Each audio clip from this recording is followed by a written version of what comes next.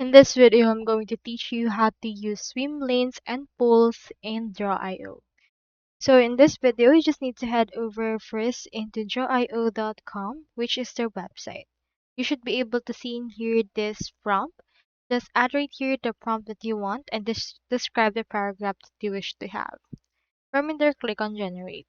Now the great thing about Draw.io is that you don't need to log in or register anymore in order to use their service. So let's click on this generate right here.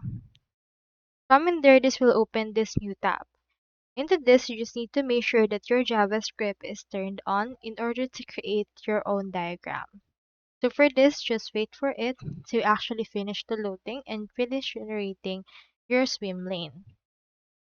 So here is our actual swim lane right here.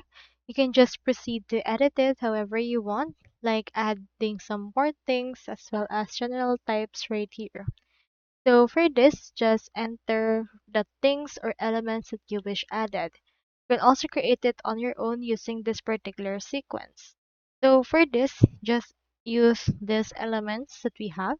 You can also see some basics, flowcharts, and arrows utilized right here, and then just use it in order to create the swim lane for you. You can also add other options by searching in here per pool in the shape bar.